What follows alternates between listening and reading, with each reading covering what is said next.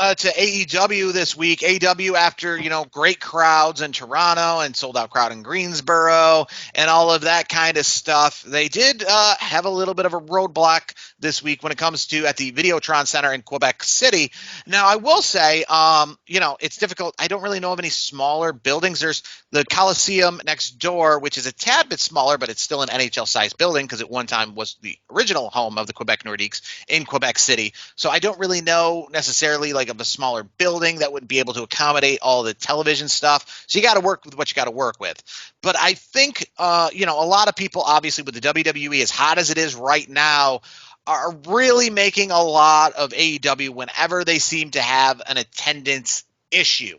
Now, I will say I don't think AEW has an attendance issue because at the end of the day, you got to think about it like this. One, forget the money they're making from TV, which is a lot, right? We learned during COVID the NFL can survive without any fans in the crowd at all and be as popular. We do know this, yeah. Yeah, so we know that, right? They don't need to be anybody there, right? And the same thing goes for wrestling. They can survive without a soul in the crowd, right? And also, too, people are saying, look at this crowd, look at this. This wasn't a pay-per-view. This wasn't a Saturday night that's been built up for months and months as like a big-time draw that's coming to town. This is one of a weekly episodic. I look at it like baseball, right? A lot of people are going to go, oh, yeah, look at that baseball crowd. They only got 4,000 people. And you're like, it's a Wednesday night in the middle of the week as part of one of millions, right? Here's the thing, though. Here's my argument, though, to that. Like, if Tony Khan just, he just keeps talking all this stuff on social media and everything.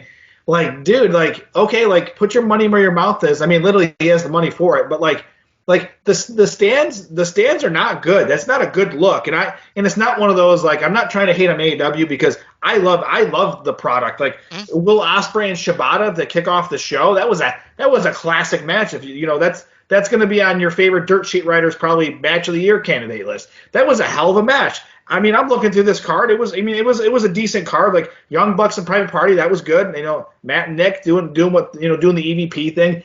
It's, to me, though, the thing that it's weird for me is if it's so good, why aren't fans showing up in droves? Like, that's the thing I don't get. Well, I mean, and for the most part, I think they are showing up a lot of places in droves, right? We saw it when it came down to like Sting's last match, for example. Canada's a hot wrestling town. Dude, Canada's a hot wrestling town. You know it. You go to Canada all the time. First off, it's not a town, right? Well, city. Excuse me. Quebec City's a small city. It's a country. Quebec City's a smaller city. So it's not up there with Montreal and Toronto when it comes to size. So it's a smaller, and also when they were running Toronto, they were small. They were running the smaller building. They were running Coca-Cola Coliseum, and they weren't running the Scotiabank Arena, stuff like that, right? So it's a smaller building. It's embarrassing how many people were at that. And I do know, obviously, they got a great crowd for Monday Night Raw that was in Quebec City a few months ago. Yeah. But, I do remember one thing, too, right? For all of those remembering and thinking about WWE, how it is today, I went to the Great American Bash in Buffalo, New York. The attendance was 5,400. That was a pay-per-view, okay, on a weekend night, right? So WWE is not infallible. I've been to SmackDowns and Raws where a small arena is only using the TV side of things, in like cities like Rochester, New York, where there's 3,000, 4,000 being announced for SmackDown. Here's the issue, though. Like, you're getting these classic matches like a Swerve Strickland, Takeshita, Ospreay and Shibata, and you can't sell that out, or at least sell a good portion of it out. Like, to me, it's like the WWE model right now is still better because there's sports and entertainment. Like, there's fans like us that are big wrestling fans. AEW doesn't need to be presenting these kinds of things for their TV show. I think the crowds that are going similar to a Raw or a SmackDown. They're not going because it's a pay-per-view every single Wednesday night. They're going because it's one of the weekly television shows that's coming to their town. So it's literally probably going to be very similar to people going when it's in there. Like, I traveled 11 something hours to go see Sting, right? And at a pay-per-view, and a lot of people, I imagine, did that.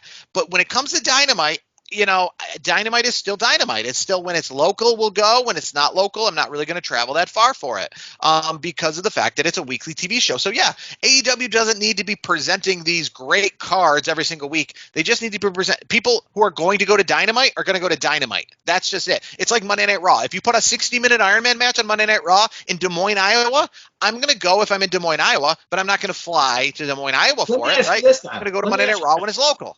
Let me ask you this then, because I know we were talking in our pre-show Yeah. about the whole Eric Bischoff. So Eric Bischoff has two great podcasts, the 83 Weeks podcast that he's been doing for a while, and then also his Strictly Business podcast. So obviously, I don't know, a lot of wrestling fans have already seen it because it's making the rounds this week, where Strictly Business is no longer going to be, they're ending the podcast. The short of it is they're ending the podcast.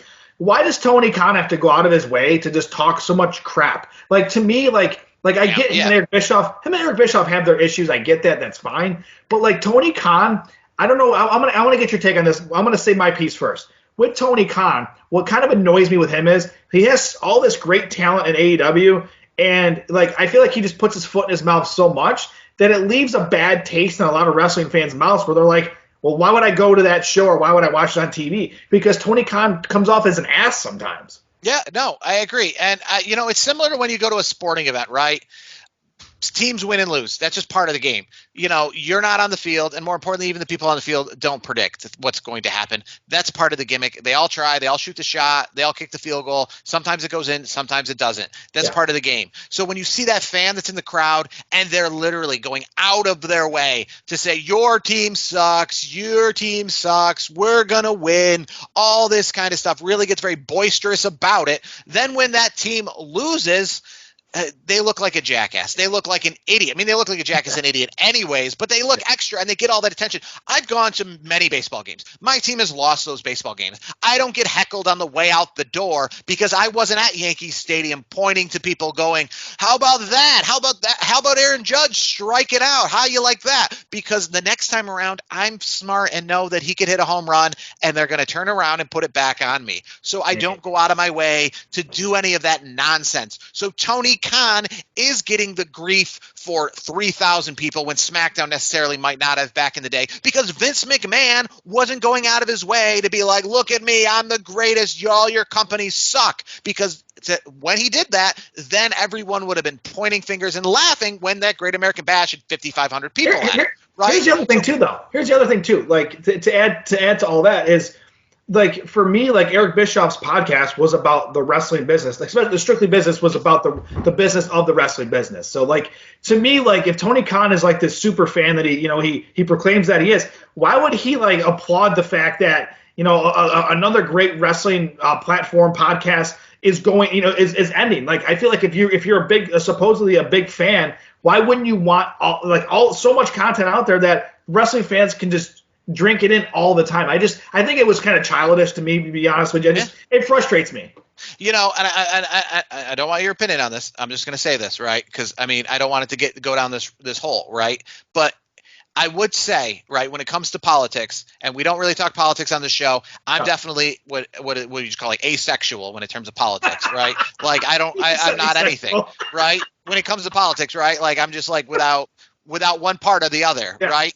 But I will say, that was a huge turnoff, in the sense of a lot of people I know when it comes to voting in past couple of years for presidents, when they were saying, listen, this guy's got a lot of great ideas and I like those great ideas. He just needs to shut his mouth. Like, why does he need to say that? Why does he need to comment on that? Like, take your victories. When you win something, be happy you won, right? Because it's just too much. And with Tony Khan, it's the same way. It's literally going to be like, listen, and there's a lot of people out there, and I will say this much. They are, like the AEW haters. They call AEW fans like neckbeards and stuff. I get that, right? And I think a lot of those people might be okay with AEW if Tony Khan wasn't going out of his way. That's why all these people that are laughing at the crowds, they're laughing at Edge doing a promo in Ottawa in front of nobody. They're laughing at the Quebec City crowd. They're laughing at the Duluth, Georgia crowd. They're laughing at like these kinds of things. When AEW Dynamite gets preempted because of other sports, they laugh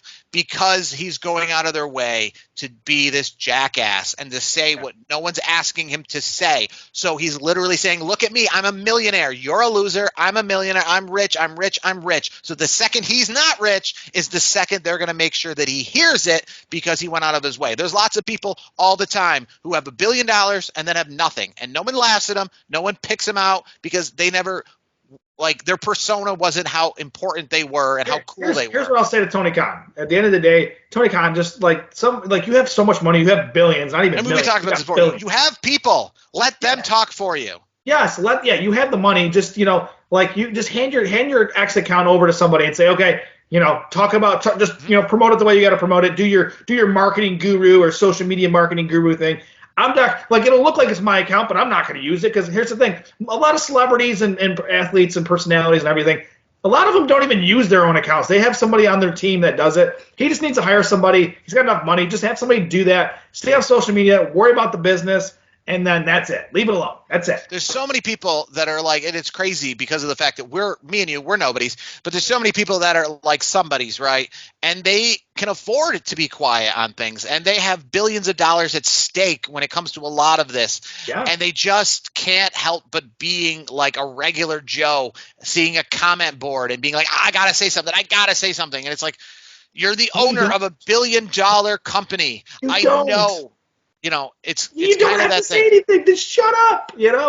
I mean, I've worked at local radio stations, right, where I'm not getting any money really at all, but I got to tow a company line, and all of a sudden I got to promote that, and I can't go out of my way and speak personal because I'm making $5 an hour, right? So it's crazy to think like, hey, Tony Khan, this is the business. Listen, you want to go out and be a crazy wrestling fan, then go do it. But when you bought this business, it's like when Vince McMahon made WWE public, he had to answer to people, right? He had to all of a sudden not be the mom and pop thing anymore. Yeah. He had to be a toned down version of Vince when it comes to certain things. So Tony, you want a wrestling company? Well, part of that means you got to wear suits. You got to be professional. You got to do these things. So if you want to just be some internet troll board guy, then go back to being that. But if you want to own a wrestling company and you want to be taken seriously, because you got to bring talent in, right? And part of bringing talent in is this.